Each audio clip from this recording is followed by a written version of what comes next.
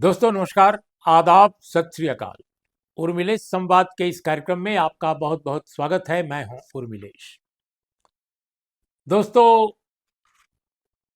वक्फ कानून का जो मसला है अब वो सुप्रीम कोर्ट के दरवाजे पहुंच गया है। सुप्रीम कोर्ट कब सुनवाई करेगा, कब नहीं करेगा, उस पर क्या करेगा, स्टे करेगा नहीं करेगा, संविधान पीठ के समक्ष जाएगा पहले या पहले कोई और को पीठ सुनेगी, इस बारे में अभी तक कुछ भी कहा नहीं जा सकता है, क्योंकि अभी तो कानून को राष्ट्रपति ने नोटिफाई ही नहीं किया है अपनी मंजूरी के बाद।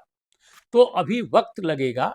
लेकिन तात्कालिक अगर देखा जाए रिएक्शन, तो कांग्रेस पार्टी के एक एमपी जावेद साहब, उनका मोहम्मद जावेद, ये सचेतक भी हैं पार्टी के, उन्होंने, और असदुद्दीन ओवैसी एमआईएम के जो प्रमुख नेता हैं, देश के जाने माने माइनॉरिटी कम्युनिटी के लीडर हैं, बैरिस्टर हैं, इन दोनों ने अलग अलग याचिका दायर कर दी है।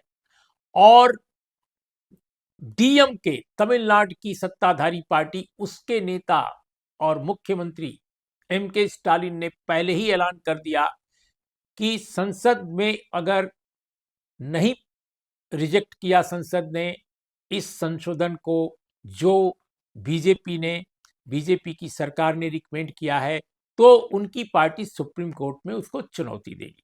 तो इसका मतलब कि डीएमके भी सुप्रीम कोर्ट में आ रही है। हो सकता है और भी कुछ याचिकाएं जाए। तो कुल मिलाकर कहा जा सकता है कि संसद की मंजूरी के बावजूद सुप्रीम कोर्ट में याचिकाओं की बौछार होती रहेगी। इसलिए बहुत महत्वपूर्ण है ये जानना कि सुप्रीम कोर्ट क्या करेगा। लेकिन इस पर आने से पहले दोस्तों, मैं कुछ बुनियादी बातें आपको बताना चाहता हूं कि संसद में निश्चित रूप से ये बड़ी कामयाबी है भारतीय जनता पार्टी की कि उसने इस बिल को पास करा लिया। जो संशोधन उसने रिकमेंड किए थे वो इतने कंट्रोवर्शियल थे कि अगर पार्लियामेंट्री पर्सपेक्टिव से भी देखा जाए, कॉन्स्टिट्यूशन के हिसाब से देखा जाए, तो कई ऐसे संशोधन थे जो बेहद आपत्तिजनक थे और कन्विंसिंग कहीं से नहीं थे। लेकिन इसके बावजूद जो नॉन बीजेपी पॉलिटिकल पार्टीज हैं, जो उसकी एलाई हैं, या जो कुल मिलाकर एनडीए के आसपास ही मंडराती रहती हैं, उन पार्टियों ने काफी हद तक सपोर्ट किया और उनके पक्ष में बातें रखी। इस तरह से पूरी की पूरी जो सत्ताधारी पार्टी है उसको काफी बड़ा बहुमत मिला है, और लोकसभा में भी मिला है और विधानसभा में राज्यसभा में भी मिला है।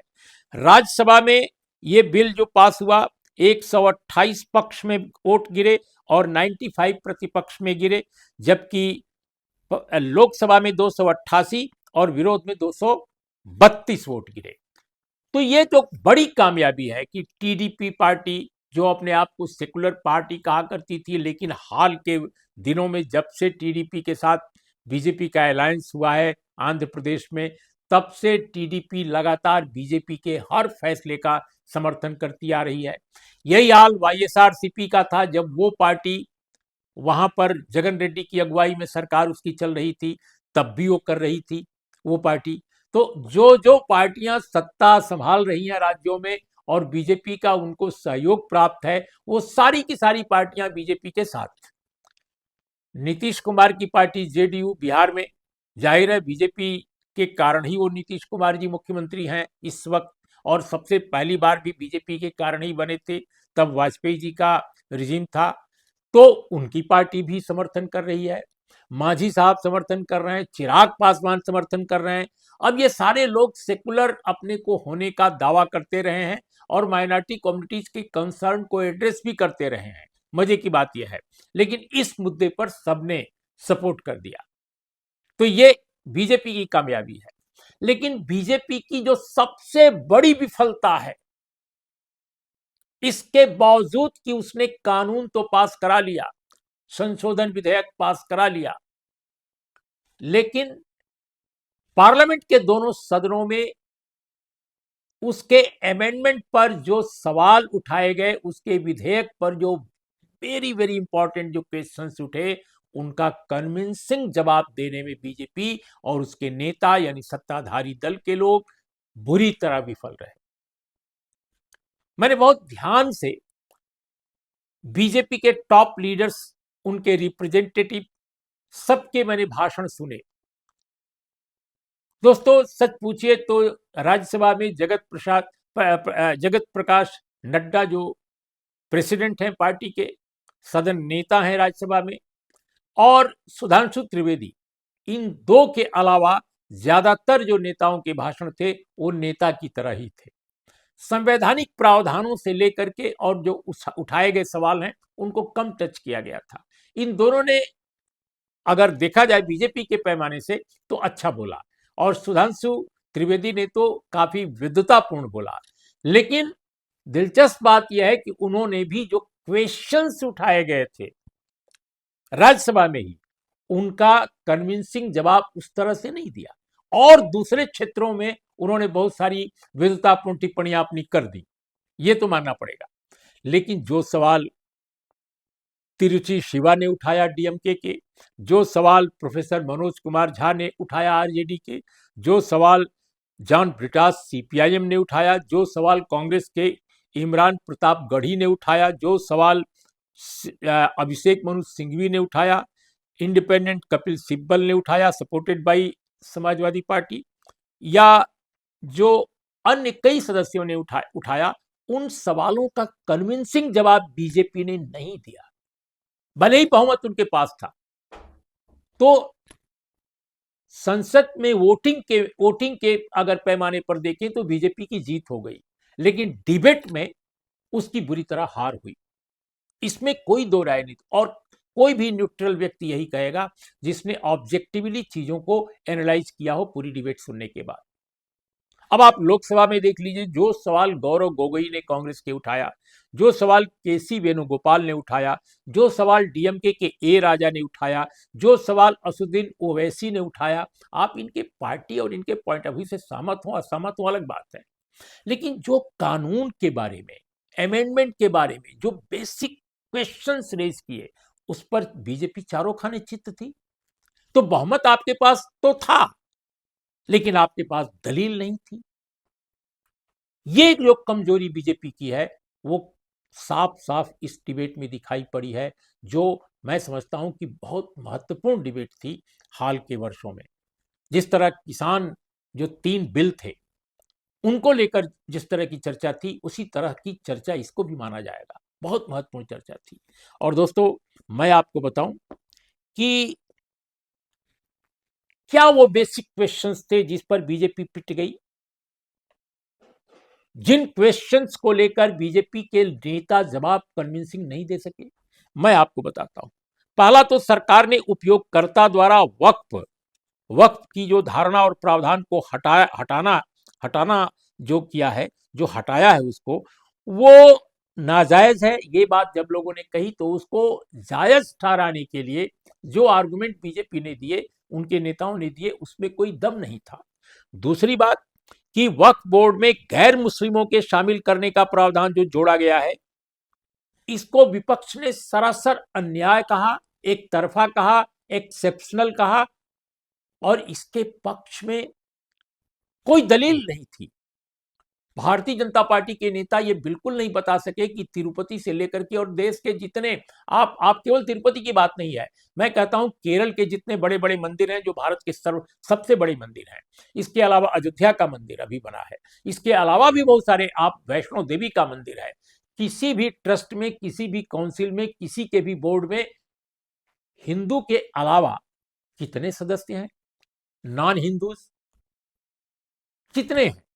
क्या कहीं कोई मुस्लिम क्रिश्चियन है?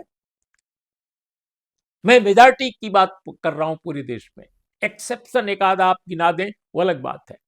लेकिन दोस्तों आपको मैं बताऊं, इस बात का भी कोई जवाब नहीं था बीजेपी के पास कि आखिर मुस्लिम मामलों में वक्फ बोर्ड कोई मुस्लिम संस्था नहीं है, एक वैधानिक संस्था है, संविधान सम्मत संस्था है, लेकिन ये मुस्लिमों के इंटरेस्ट और मुस्लिम मामलों से जुड़ा हुआ वैधानिक संस्थान है, इसको समझा जाना चाहिए। तो वहां आप नॉन मुस्लिम को क्यों बैठा रहे हैं? वाई? और तीसरी बात जो कही कि 5 साल का प्रैक्टिसिंग जो मुस्लिम होगा वही दान दे सकता है, वही वक्फ कर सकता है, ये जो बात कही गई है तो दुनिया में निराली है। 5 साल से प्रैक्टिसिंग होने का क्या मतलब है? 5 साल से मुस्लिम वो क्यों हो? प्रैक्टिसिंग मुस्लिम का मतलब क्या है? जो नमाज पढ़े, जो दाढ़ी रखे, जो टोपी रखे। किस बात का? कौन सा प्रैक्टिसिंग मुस्लिम की बात आप कर रहे हैं? तो मुस्लिम प्रैक्टिसिंग अगर आपके दिमाग में कोई छवि है तो 5 साल की प्रैक्टिसिंग हिंदू की क्या छवि है? वो क्या होनी चाहिए? क्या उसको पंडित केवल होना चाहिए? कोई चोटी होनी चाहिए? त्रिपुंड लगाए होना चाहिए? टीका लगाए होना चाहिए? यहां धागा बांधे होना चाहिए? क्या है? इसका कोई जवाब नहीं। उठाया गया सवाल ये सदन में कि भाई प्रैक्टिसिंग मुस्लिम क्यों जोड़ा है आपने? कोई जवाब नहीं दे सके, कोई कन्विंसिंग जवाब नहीं था। इन मुद्दों पर चारों खाने चित्त थी बीजेपी। क्यों डाला गया है? और जब ये सवाल सुप्रीम कोर्ट में उठेगा, मैं नहीं जानता कि बीजेपी की तरफ से, सरकार की तरफ से जो लोग वकील होंगे वो लोग इसका क्या जवाब देंगे। बहुत ही हास्यास्पद ये सब चीजें हैं। और दोस्तों, इसके अलावा वक्फ बोर्ड में और सेंट्रल वक्फ काउंसिल में जो सदस्यों की संख्या के बारे में है कि कितने सदस्य कहां कहां क्या रखे जाएंगे, उस पर भी सवाल उठे। उस पर भी बहुत कन्विंसिंग जवाब कहीं से नहीं मिला। तो मैं समझता हूं कि भाषण तो अपनी जगह है। वो तो हमारे जो अल्पसंख्यक मामलों के मंत्री हैं किरण रिजिजू जी ने भी बहुत भाषण दिए, कई बार दिए। और बीजेपी के जो सदस्यों ने काफी मेजें थपथपाई उनके भाषण पर। लेकिन सच पूछे तो बीजेपी की तरफ से जेपी नड्डा साहब और सुधांशु त्रिवेदी, ये दो लोग ज्यादा प्रभावशाली दिखे मुझे, कम से कम एक जर्नलिस्ट के तौर पे। लेकिन इन दोनों ने भी जो सवाल उठाए गए थे उसका बहुत कन्विंसिंग जवाब नहीं दिया। इस मामले में अगर देखा जाए एक निष्पक्ष या ऑब्जेक्टिव ढंग से, तो विपक्ष डिबेट में हावी रहा। अब सवाल इस बात का है कि ये मामला सुप्रीम कोर्ट में चला गया है। सुप्रीम कोर्ट में चूंकि एक बड़ा प्रश्न है कि क्या सुप्रीम कोर्ट हस्तक्षेप करेगा? संसद सर्वोच्च है, ये याद रखिए। कानून बनाने के मामले में संसद के अलावा और कोई नहीं।